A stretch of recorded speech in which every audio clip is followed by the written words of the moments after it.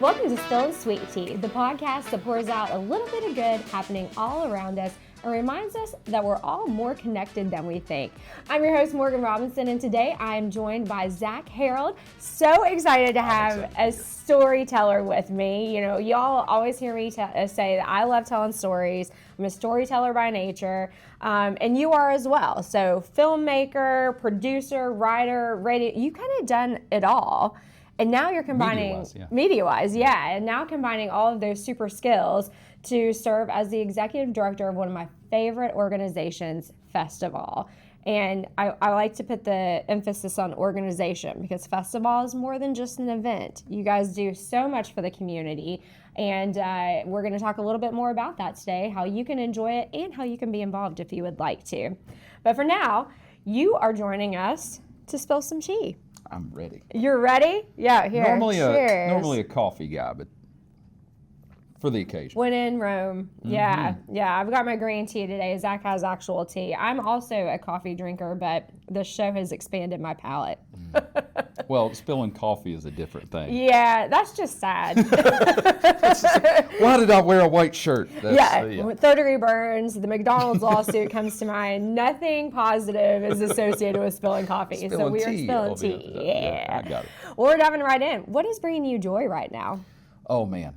So I, at the end of last year, got added to a secret Facebook group. Oh, I love secret things. I'm not going to divulge. I don't know if I'm allowed to talk about it. Oh outside. My gosh, it's like Fight Club. But you know, well, sort of. Okay. But it's for songwriting.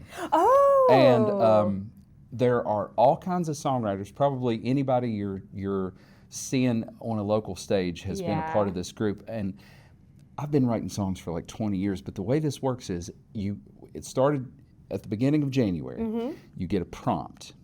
Then every 2 weeks you have to turn in a song. Oh my gosh. Or else you get kicked out of the group. That's so much pressure. And then the first person who writes a song with that prompt gets to pick the next prompt, and then it just keeps going. So, being a former journalist, I work best on deadline. Well, yeah, absolutely. And there have been years where I've written one or two songs, and just because I had no pressure to get them done, but now there's a deadline. Yes. So every 2 weeks, and it is bringing me so much joy to exercise that muscle. Yeah. And it's like anything else. The more you do it, the easier it gets. And it's like both the act of me writing the songs to these prompts, which are sometimes kind of off the wall and difficult. It's a really great creative exercise. But then getting to see what these other people are doing and the community that has developed around it, people, showing love to each other stuff. It's been really joyful. It is the one thing I like about Facebook.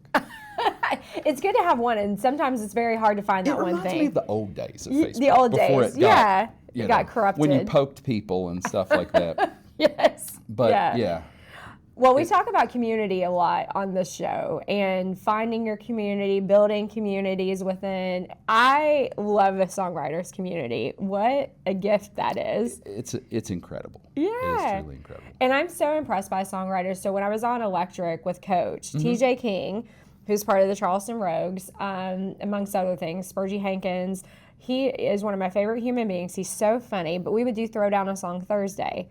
And then he, the same way, last minute, would come up with a song about something random. We had the Aquapocalypse when we had the water crisis. Yeah. We had Coach's favorite, Circumcised by the Wind, when it was really cold. We had I'm So Gassy. So these are very Weird Al type songs, but still, it's really a talent to put that together. One of my most proud journalistic projects, when I was at West Virginia Living Magazine, I wrote an oral history of Turkey Time. Oh my gosh, I remember that article. Okay, yeah. And yes. I don't know how many other people got joy out of it, but I got joy out of it. Oh my gosh, I'm telling you, so many people got joy. Unpacking the history of that beloved Charleston classic, Turkey Time. It is his legacy. YouTube, if you guys don't know what we're talking about, Turkey Time.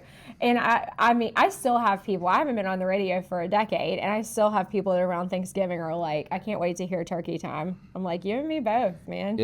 I just love to imagine somebody who doesn't know what it is driving through Charleston, and they turn on 102.7 and they're like, it's turkey.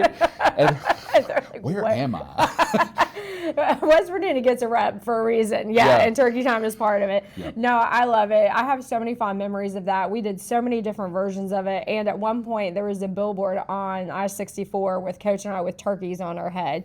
So It's turkey time. you can't say I don't do a lot for my community. That's Because right. that turkey looked very interesting from a distance. If you know, you know. Woo! What is a moment that has moved you in the past year or so? Oh, man. Well, okay, so I said the last thing was my favorite thing about Facebook. But one thing that is good about Facebook on the regular is I like the way it lets us show our friends love on their birthdays by remembering their birthdays. I had a very similar experience when it became official that I had this job.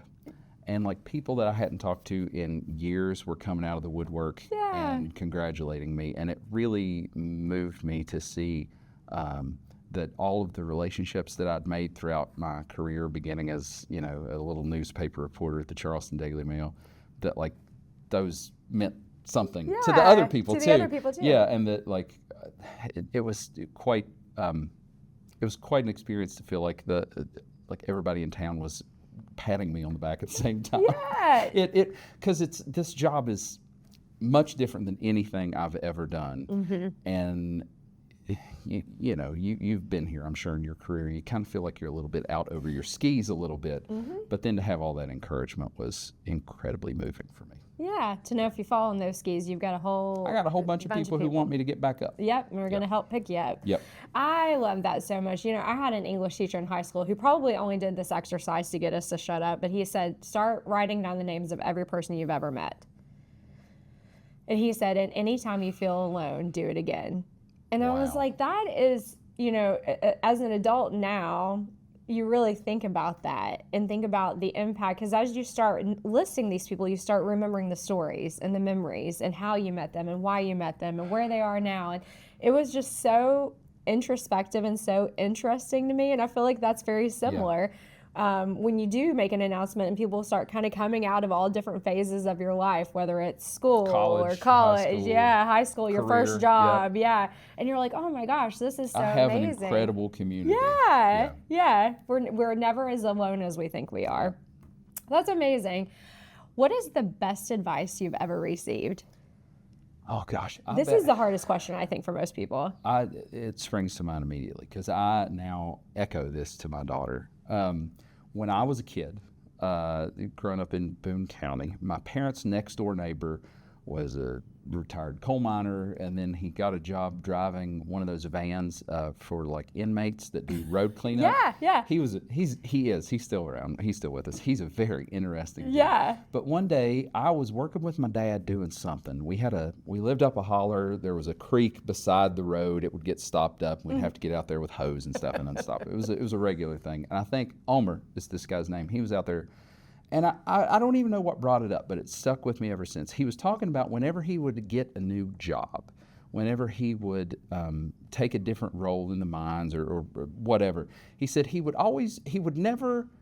pretend like he knew nothing.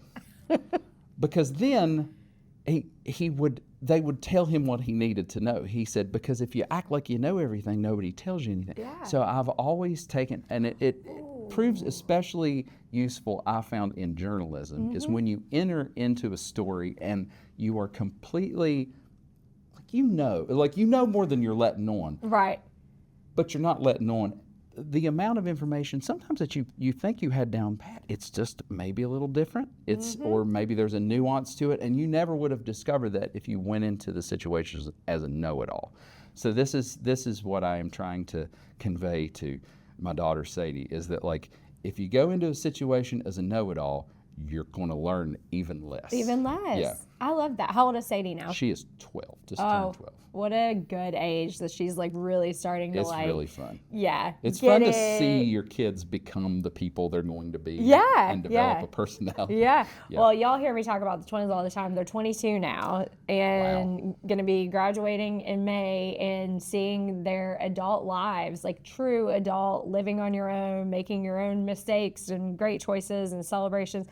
It's been, every chapter is so different and so wonderful. It's joyous and terrifying at the same time. Yes, that is the perfect way to describe I saw a it. clip of Weird Al saying that he and his wife have said that they wish they had every version of their daughter.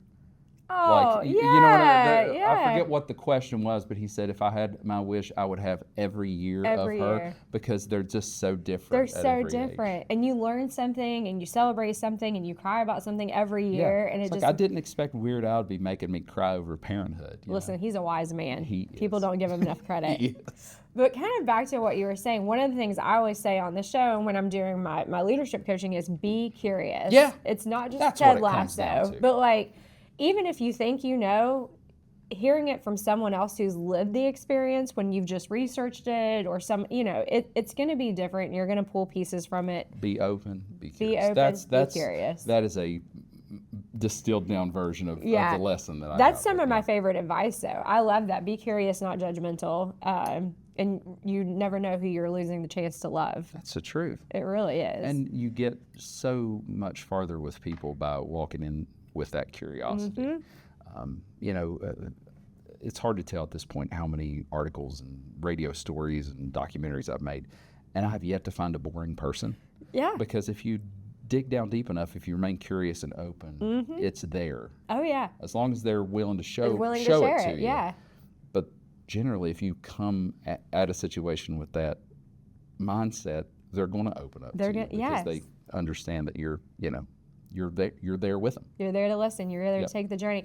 It's so funny. I always talk about loving a field trip. And so we had Candace Nelson on the show last week, and she was talking about going to all of their farmers and visiting their farms and talking about what their crops were and what they were going to have for the next season. Amazing. And I was like, is this like a field trip you do every year? She's like, oh yeah, we do it like 3 times a year. And I was like, how much money do I have to pay to go on this field trip? I was like, I will pack my own lunch. I will, because I love it. That's what got me into journalism originally. I had a scholarship to go to West Virginia Tech and study computer programming, and then I started writing articles for the Charleston Gazette's flip side column that they would let the high schoolers do. Kids, And then I realized I got into like a sporting event for free because I was a member of the press, and I was like, if I do the computer thing, I'll make a lot of money, but I'll sit behind a desk all day. But if I do the journalism thing, I'll get to take field trips. I get to take field trips every day. For my job. Yes, I know,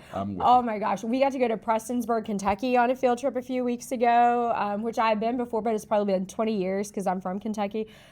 We love a field trip. And if I get to wear a hard hat, even better. That is my whole month made. So, yeah. I'm definitely a nerd. It gives you permission to go and explore things. Because if you just showed up in certain places, you know what I mean? Tell me all about your farm. Yes. But if there's an official reason, they'll be like, sure, I'll do it. Or if you have a notepad in your hand, you're like, it's for the newspaper. It's my press credentials. Right. You'll never see this appear anywhere, but the door's open when they think it's for something. Exactly. What are you unapologetically passionate about? Oh my God. As we just discussed, I'm somebody that tries to keep an open mind, but at the same time, I'm somebody that has a lot of very strong opinions. And I'm going to pick one. I'm of the very strong opinion that bluegrass music should not be considered old time because it is about the same age as rock and roll. Okay. So we should view it as such. I'm of the opinion that the West Virginia hot dog, not the pepperoni roll, should be the state food of West Virginia. We can go, that's a whole nother podcast. There's all kinds of stuff I'm very passionate about. One thing, a hill that I will die on every time is that Appalachian kids should not be pressured to change their accents. I love that. Because I read a book. We like to vacation at, do you know Ocracoke at the bottom of the Outer Banks? Yeah. Do you know about the Ocracoke brogue? No. They have, in much the same way that the Appalachian dialect developed, there is a dialect on that island that you don't hear very often because they like code switch when they're around outsiders, but it almost sounds like a Scottish brogue. Oh, that's really And it's because it developed in isolation from everything else. And there was a book I picked up at a bookstore down there about that dialect because I took some linguistics classes in college and I thought it was interesting. And I pick up this book, and it's like not everybody's idea of vacation reading, but I'm in it. And there is in the introduction, it was there. I can't quote it directly, but they're talking about how for years and years this dialect was discouraged because it was not proper. But the linguists that went and wrote this book about the Ocracoke brogue said it has its own grammar. It has its own rules. Yeah. They're not codified in the way that most English rules are, but it is a legitimate language. It's not wrong. I think the exact quote was, it's not incorrect, it's not wrong, it's just different. And that, like, it was like getting struck by lightning. Yeah. Because there was specifically a professor that I had when I was in college. I won't name names, but I wanted to go into broadcast journalism, and I was told again and again. You hear how I talk. Told again and again that, like, as long as you talk like that, you can't work in broadcasts. Really? Yeah, I mean, I believe it. Yeah. Because you have to have that non-regional diction. Yep. I was like, well, first of all, where would I even start? Yeah. Like, I've talked. How do we start this I've process? talked like a hick for my entire life. And also, it felt, I mean, even at that young, very impressionable age where I was self-conscious about so much, I am glad that I had the steadfastness to say that, like, no, this is part of who I am. Yeah. And changing that would be changing something essential to me. So I'm like, well, I'll just do print, because who's going to know how I talk? And it wasn't until years later, I carried this around forever. And what I liked about broadcast is that as much as I loved print and love print, there are different kinds of stories that you can tell when you involve video and when you involve audio. Right. And I was especially really into, like, This American Life and stuff like that. Yes. So then years go by, I write an article, West Virginia Public Broadcasting, I write an article about professional wrestling in the Southern, like the history of professional wrestling in the Southern Coalfields. And Adam Harris over at Mountain Stage is a big wrestling head, and he set it up so that I was interviewed for public broadcasting, and then I was talking with Jessica Lilly, who was the host of Inside Appalachia at the time, and I told her this whole story, and she's like, that is ridiculous, because Jessica herself has an accent. And she's like, especially in public radio, which is the kind of media that they want people who sound like their audience. Yeah. And that is something I'm willing to die on. It's like, kids should not be pressured to change even the way they talk, because it's not wrong, it's just different. And if other people can't accept it, that's their problem. It doesn't mean we're not, as intelligent or learned as those people are. It's just, this is just the way we talk, and the words come out different, and that's beautiful. Okay. That's beautiful. That's part of the tapestry of human experience. And there's something different about somebody like me telling a story on the radio about a hot dog that you can only find in Marmet, West Virginia, than somebody with that non-regional dialect. Hot dogs in Marmet. Hot dogs in Marmet, West Virginia. Whatever. That's what it would sound like. That sounds ridiculous. You are a stronger person than I am, because from Kentucky, Eastern Kentucky. Went to school in Ohio. It's hard. Yeah. And I'm not saying I'm, like, morally superior than anybody that did change their accent. I'm lazy and it was too hard. No, but I have a minor in public speaking, and that was the hill that my professors were willing to die on, was I was going to stop saying ice cream and y'all, and it filters back in, especially when I've had some beverages. It definitely, Talking my to your family. Kentucky.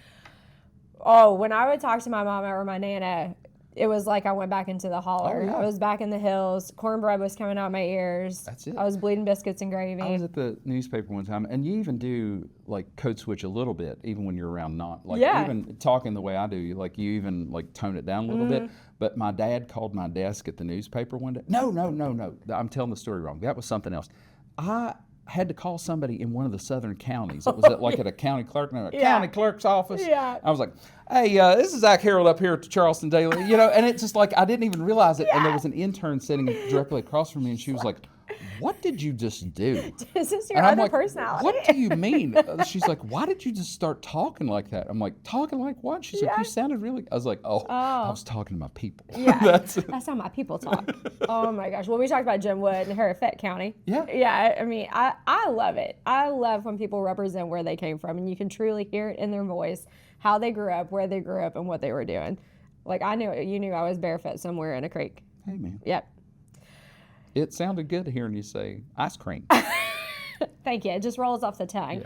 Yeah. You're a music head. You're a musician as well. If your life had a soundtrack, I know, what song would be playing right now?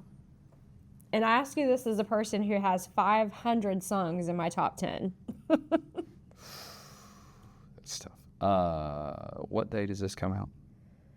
April 14th. Yeah.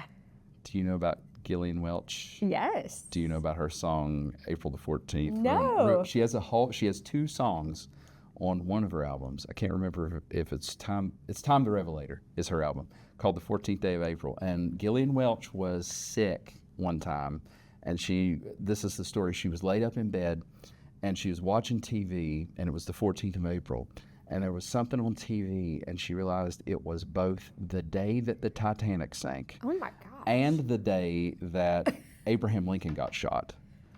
And she's laying in bed sick, so she dubbed April the 14th Ruination Day. It is. So it's such a melancholy song, and it's total Gillian Welch, and it's beautifully done lyrically. Yeah. So that is the song, but I don't feel like it's Ruination Day. So I had to throw that out there. I'm sneaking in two. This is how I'm doing it. I'm here for it. The song that I do feel like would be playing in my life right now, if it had a soundtrack, was a song that I held on to pretty tight last year, and I think we'll get into this later. I had a tumultuous year in 2025, and there was a Tom Petty song called Room at the Top. Do you know that one? Yes. Yeah. The second verse is, I've got someone who loves me tonight. I've got over $1,000 in the bank, and I'm all right. Yeah. And just that stanza like hit me deep. Yeah. And I listened to it over and over and over and over. It was like, all right. I'm all right. I'm going to be all right. Yep. The power of music to make you feel like, music for me hits every emotion at all the time. And, I feel like it finds you when you need it. Yes. And, and people communicate whether they're here or not with it. And, this is another one of those hills that I'm willing to die on. There is a certain, I grew up in church, and there's a certain thing that you hear people say online. It's like, it wasn't God, it was just live music. Like, you didn't like God, it was just live music. I'm like, music is supposed to make you feel things. Like, it's not people, not to say that sometimes people don't use music as emotional manipulation. They do. Mm-hmm. But sometimes, especially if you're like in the right setting, in the right time, it does feel like it pierces the veil between the living and the dead. Yeah, you know what I mean? Yes. Have you seen Sinners? Yes. Oh, that yes. scene, yes. that is the perfect encapsulation of what music does. Connects past, present, and future. That's such a great example of that. Yeah, I my personal story is my birthday just this past year. I had satellite radio on. Don't at me for local radio. Listen to that too. But I had satellite on, and very randomly, a version of "You Are My Sunshine" came on, a bluegrass version that I had never heard before. And that was a song that my mom sang to me all the time.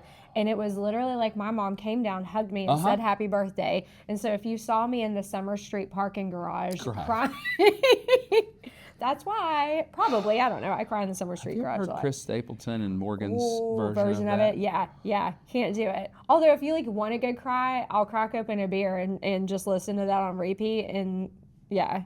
Cathartic. Get it all out of your body. I think we got three song recommendations in on that one question. I like it. Let's just see how many we can get in. We'll keep going. Well, you've spent your career telling stories. We've talked about that through journalism, radio, film, so many other mediums. And now you're really creating a platform for others to share theirs through their own personal medium. How has your background in that storytelling aspect shaped the way that you're working with and leading FestivALL? This is something that shocked me. So my second real big boy job was with West Virginia Living magazine, and we had actually an office in this building on the second floor. And in that office, we had one whole wall was just a big whiteboard. And I realized pretty quickly as the managing editor of this publication, with so many of these moving parts coming through, like all these different articles by all these different authors and the different sections of music, different sections of the magazine, I needed a way to visualize that as it was all coming together. So what I did was I cleared off that whiteboard and I just wrote like every story in the magazine, what it was about, who wrote it, the deadline, and then as it would come through, I would just cross things off. When I started with FestivALL, and I started in August, so our fall festival, FestivALL, was already going. But then we start putting the pieces together for FestivALL, which is coming in May. And I was like, I need a way to visualize this. So I cover the back of our office door in brown contractor paper and start doing exactly the thing I did at the magazine. And you would be surprised the problem-solving skills that journalism teaches you, the interpersonal skills that journalism teaches you. Like, very quickly I got over my fear of cold calling people because that's just what you got to do. But the organizational skills that are involved in putting together something like a magazine with all of these moving parts and all these different people is exactly the same skill set just about as putting together this multifaceted festival with all these moving parts and all these different checks that need to be cut and contracts that need to be signed.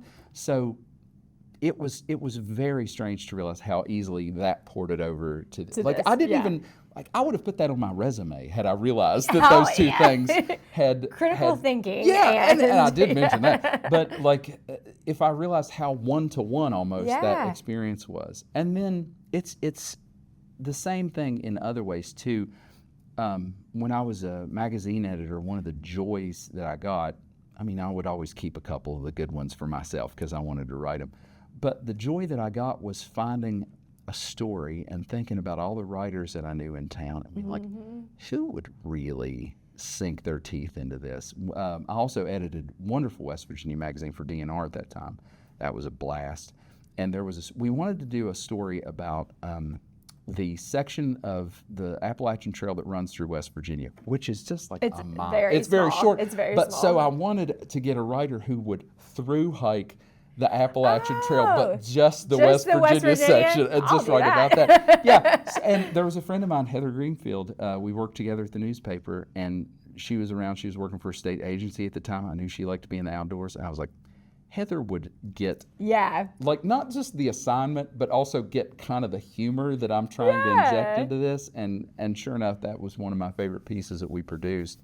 And it's the same way with FestivALL. It's like, okay, we need a dance event. Okay, we need this particular genre of music or art, whatever, represented in this thing. Who can we pull from our network? And that serving as that creative connector to bring all these disparate pieces together and make it into some whole thing is incredibly rewarding. And it's another one of those things that ports over directly from the magazine experience. The puzzle pieces, putting puzzle pieces together and making sure that that's the image that you want. Yeah, it's like you got to make the puzzle piece and then you got to put it together. Put it in there. So FestivALL has really grown. I don't think people even realize how much. It started as a 3-day festival. Now it's really a year-round arts organization. It impacts tens of thousands of people in the community.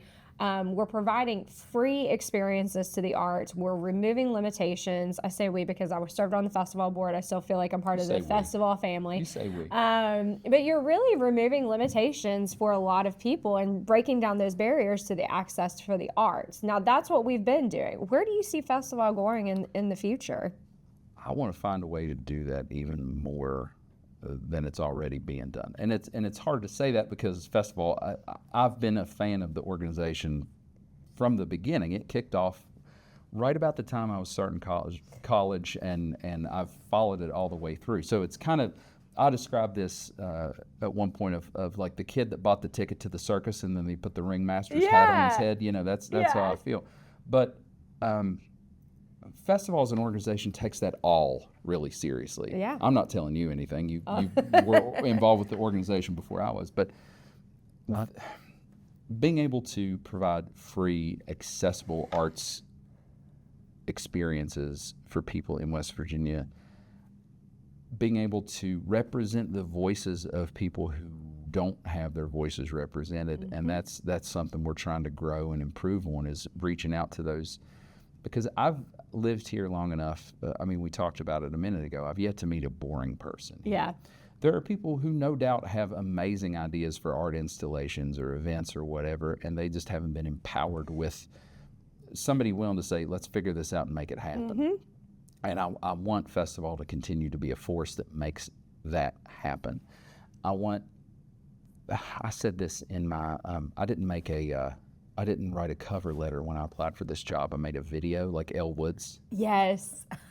trying to get into heart. I wasn't in a pool, but I was going to say, was your resume scented as well? No, it was a YouTube link. It wasn't on VHS either. Okay, good. But one thing I said in that was, I want this to be a place where I'm raising an artist. Yeah. Where I feel like she can have her creative needs met and can express herself and find a community that is going to support her art. And that is what I want to create for all these kids. Because think, how old were you when you met your first professional artist? Well, I was very lucky because I danced. So I met my first professional choreographer and dancer when I was like 6. Yeah. I was in band and stuff, but I don't know that I had met somebody whose like whole job was just to make art until I think I met like a graphic artist or somebody when I was in high school. And I was like, you can do that? You can actually do this. You can do that? And then to have the idea, to realize through Flipside that I could, I could write for my job. That was a mind-bending experience, and I think the sooner you get that idea in a kid's head that is a possibility, the more artists we're going to grow. This is another one of my soapbox things. If you look at artistic movements over the 20th century, if you look at Paris in the 20s, if you look at Austin in the 80s, you look at Paducah, you look at New York, whatever, the thing that they all had in common was they had low cost of living. Yep. They had a community of fellow creatives that you could join and plug into, and they had a public that was willing to support that art. That was the 3 things that all of those places had. And then eventually they priced out the artists, and then it got not cool anymore. Yeah, so if you go to Paris now, it's not the Paris of Hemingway. And that's why Austin has a whole campaign to stay weird. Yeah. Right. Like 40 years ago, they didn't need it because it was just weird. They don't have to say it. Yeah. So Charleston has that. We have a low cost of living. We have a good housing stock. We have a community of creative people, amazingly creative people. It's astonishing for a city of our size. And we have a community that is willing to support it. We are poised to be the next big art scene, I think, and we just got to let everybody know. You were speaking my language. Yeah. I have said, and I've really started saying it a lot louder and in more rooms, that we are on the cusp of artistic greatness in Charleston. We just have to get a full community buy-in. We have a city, we have a city government that is fully supportive of it. Fully supportive of it. We have, the fact that there is a public art office in the city of Charleston. Yeah. Jeff Pearson is doing amazing work over there. He's so wonderful. And the businesses here, I can attest to when, we rely on sponsorships. When we go to them and say, hey, festival needs your help. Yes, absolutely, without a second thought. Yep. So there's that supportive community, and it's like, I don't know what needs to happen to light the fuse and set this thing and to really off. set it off in But motion. we're doing our part. We're going to be ready when it happens. Oh, absolutely. Yeah. We are priming our audience to be ready. Yeah. So next we are going to move to Pour One Out. So Pour One Out, as y'all know, is when we show appreciation for someone, something in the community that you feel like is either an unsung hero or maybe they are getting their flowers, but you want to add to the bouquet. Can it be somebody who's no longer with us? Yeah, absolutely. Okay. My friend Danny Boyd just passed away. And Danny and I have known each other for, other people had longer, more in-depth relationships with him, but Danny and I have known each other for over 10 years at this point. I've interviewed him for a couple stories. He's helped me out with some projects. I loved that man. And I admired something about him is that, even though he was retired from his day gig as a professor, he kept his boots on. He was writing books, and he had all these ideas for projects that he wanted to do, and passed away, a couple months ago. Probably a couple months ago, yeah. And it was Danny was an older guy. He wasn't yet 70, but it was just it was such a shock, I think, to all the community because he seemed so full of life yet. And the thing about it, the thing that I admire, that I have come to admire Danny even more about since his passing is you have an experience with somebody and you wonder if everybody has that exact same experience. Yeah. Somebody you really resonate with, are they that way to everybody? As the news of Danny's passing spread, it was kind of like what happened when Anthony Bourdain died, but even better in Danny's case. When he passed, outpourings of love and appreciation just filled my social media feed. It was on the front page of the local newspaper. It was on the evening news.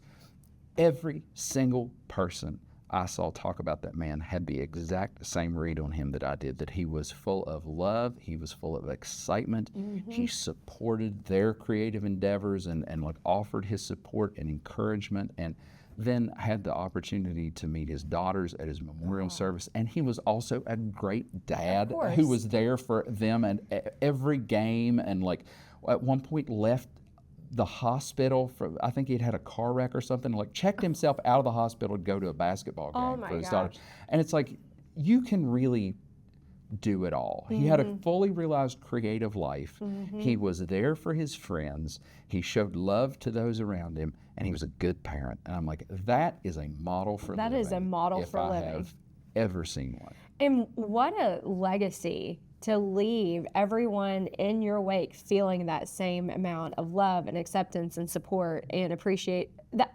You really can't ask for more than that. You truly cannot. A question I asked some of my guests at the Women's Leadership Summit that really nobody wanted to answer was, what word or feeling do you hope people associate with you?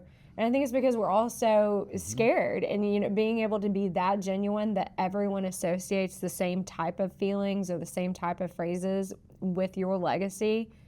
That's, and I think, Danny, amazing. If you were to sum up Danny, it'd be like love, like in the purest sense of it. And man, to have somebody talk about you like that after you're gone, that's the goal. That's the goal. Yeah. That is the goal. Poured himself into everything, and like made wonderful, weird art in the best way possible. Yeah. Like, gosh, had Paradise Park. Have you ever seen Paradise Park? Yes, yep. Larry Gross, Dusty Rhodes, The American Dream, Porter Wagner, Johnny Paycheck. What a great movie. And it was just solely Danny. Yeah. And he did it his way, and he made everybody feel good about it. And what else could you possibly want out of life? Beautiful life. Yep. A beautiful life. Now we're going to hop to the sip list. Okay. So a little bit quicker questions. Tea, hot or iced? Ooh, iced. Sweet or unsweet? Sweet. I'm a country boy. Same. Yeah. What are you reading or listening to right now? Reading. I go through phases where I read a bunch of stuff about a particular topic. It's the ADHD hyperfixation. Well, it's like, tell me if you have ADHD. Yeah. Tell me you have ADHD without telling me you have ADHD. So a couple years ago, I was really into like the early history of NASA. But right now, I have shifted, and I feel like this gets a bad rap, but hear me out, into books about Walt Disney and Jim Henson. And I would contend that I am not a Disney adult in the way that people talk about Disney adults. Yeah. You know what I mean? Oh, yeah, no, But I know. if you look at the creative legacies that those people left, and like the way, especially, you would think Walt Disney being the name that he was, when he goes to start Disneyland, that it would just, like, they would roll out the red carpet. But like every step of the way, that guy had to fight to do it, and people thought it would fail, and they thought he would go bankrupt, and he just had this idea and understood viscerally that he knew it would work, and he brought it to reality with the help of a whole bunch of other creative people. But in coming in, and Jim Henson, I read this wonderful book recently called Make Art, Make Music. I'm sorry, I said that wrong. I read this wonderful book recently called Make Art, Make Money. Ooh. And it's a business book, but it's about the business philosophy of Jim Henson and how he made, because we live in the society that we do, we live in the economic system that we do, he had to make money to make art. Yeah. But he found a way to do it in such a way that the money paid for the art, the money allowed him to make the art he wanted to make, but the money never dictated the art. Right. And it was about the way he chose collaborators. It was about the way he chose to use his creativity in business. Sometimes you got to throw the dog a bone with commercial stuff, but like he was able to stay true to his artistic vision and make money, but all the money he ever made was just in service of making more art. And the thing that resonated with me most at the beginning of that book is the author talks about how important it is that for art to be good, it has to remain a gift in some sense. Oh. The minute the art becomes not a gift but a commodity, it loses its intrinsic like artness. Yeah. It loses its value as an art. And artists have to make money. That's not what I'm saying. I'm very proud that FestivALL pays its people fairly. But there has to be some amount of gift for art to resonate with people the way it needs to, and that is something else I contend that that is something else I contend that FestivALL is about, is that it is a gift that all of these partners come together to give Charleston. And that's why it's effective, is because it is a gift that we give Charleston, these artistic experiences. It's not a money-making thing. Right. It's a gift that we're giving Charleston. So that's what I've been reading. Beautiful. A lot of books about Walt Disney, and a lot of books about Jim Henson. Jim Henson is an amazing talent, and just the way his mind works. There's a Ron Howard documentary on Disney Plus. Jim Henson. To pop that one in. Who would you like to spill tea with? Man. Can be local. Wayne White. Oh, do you know about Wayne White? No, I do not. Wayne White was a set designer on Pee-wee's Playhouse. Oh, my childhood, yes. Yeah, and then he went on to do some other stuff, like he did the animation on the Smashing Pumpkins Tonight video. Which is beautiful.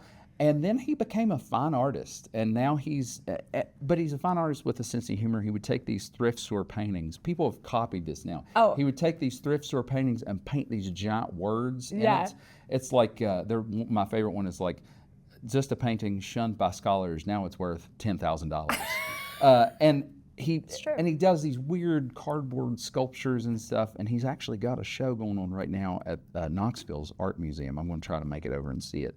But he's just somebody who has lived his life in a very creative way. Yeah. He's from the mountains of Tennessee, so Okay. He talks like we do. Yeah. He's an Appalachian, and he's gone out to LA and done things his way. And I would love to hear him. There's a documentary about him called Beauty is Embarrassing. I discovered it on public broadcasting years ago, but I would love to sit down and just talk with see Wayne how his brain works. one-on-one. Yeah. Talk about somebody living their life unapologetically. Yeah, And like absolutely. really like leaning in. His wife's an artist. She did work on The Simpsons early on, and both of his kids are artists. They're just So living talented. a fully creative household life out there. Yeah. Oh, very, very cool. He's one of my heroes. Well, now's the time that we get to pass the cup. So you get to ask me a question. Yeah, switch it out. And I don't know the question in advance, so no preparation. I've been thinking about this. I like it better when people don't put thought. As somebody who has had such a full career around Charleston and been involved with so many organizations like FestivALL, is there a hole somewhere in kind of what we were talking about?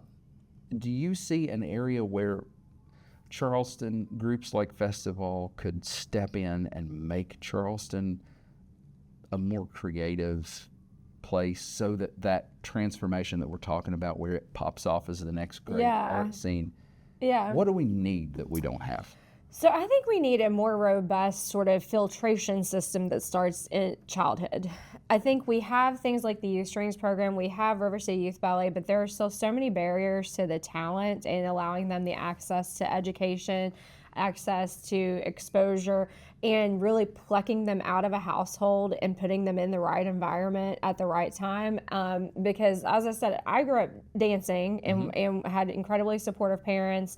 We had the luxury of being able to afford dance classes and afford my dance shoes and my costumes and all the things. I'm a musician because my dad is a musician. Exactly. Put a mandolin in my hands when I was like 3 years old.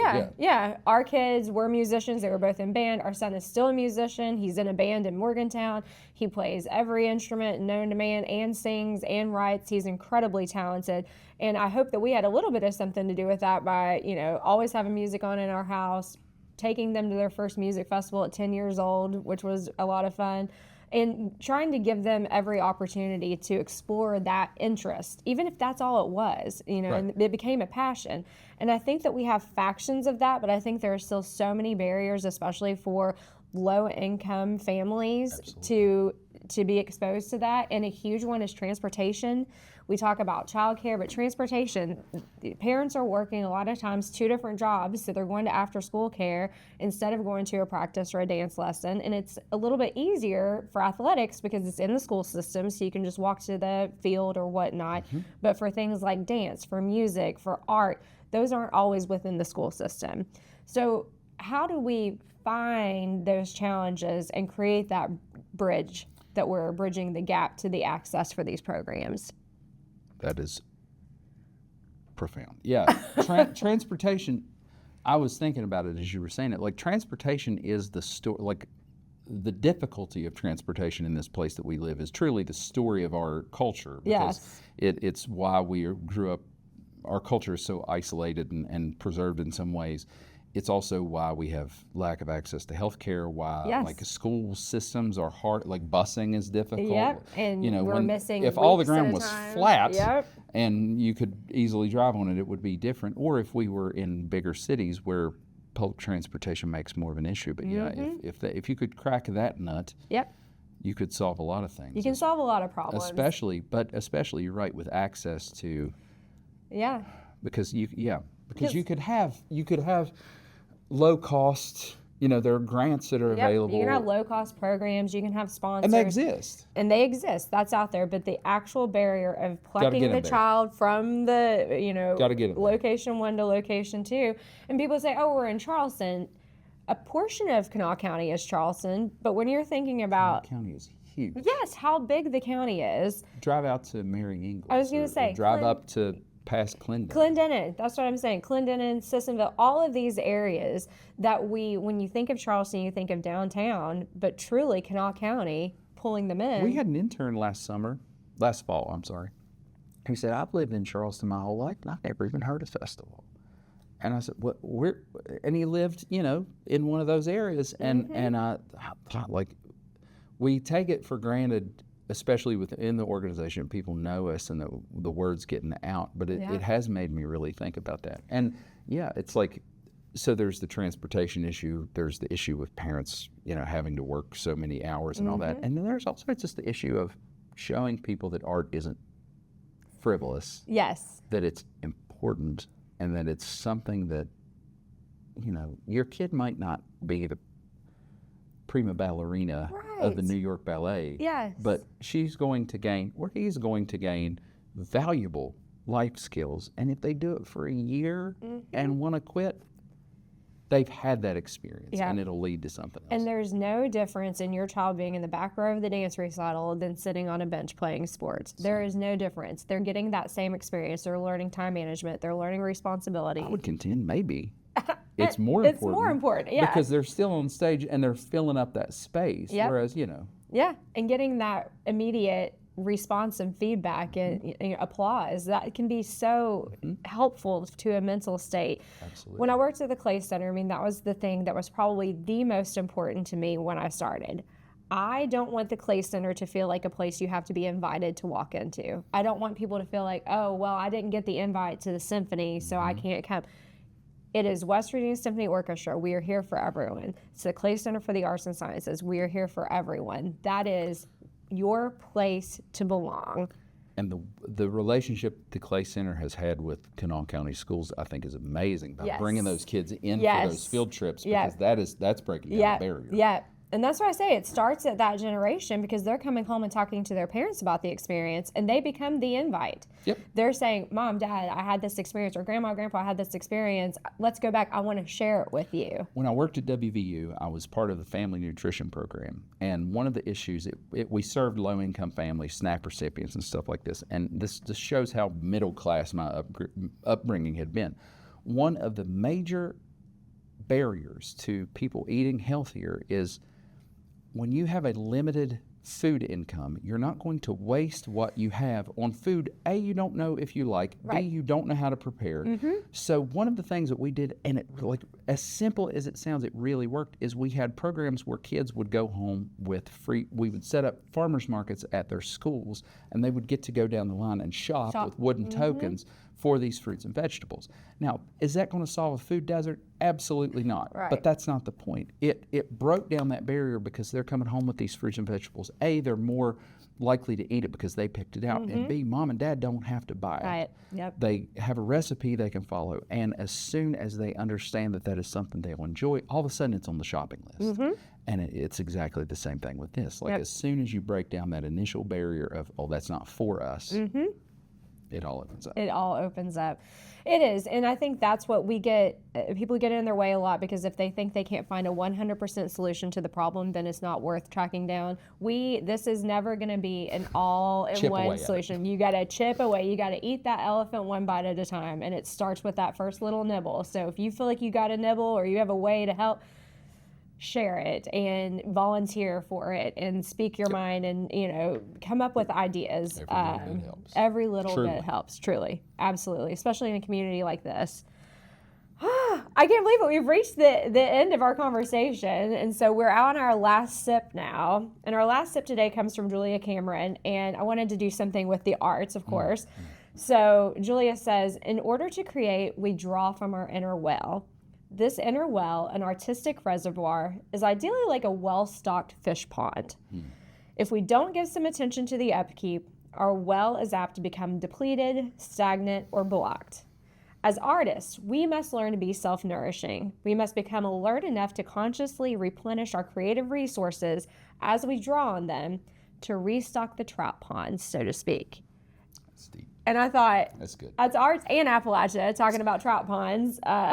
Hemingway used to say that he would write, as long as he would write in the day, but he would always know where he was going next. Yep. And then he would stop, and then he would let that tank refill. I mean, I think he literally used that phrase as like he would let the tank refill so that when he sat down to write the next morning, he knew where he was going, and he hadn't depleted. He had depleted the resources. Yep, absolutely. So yeah.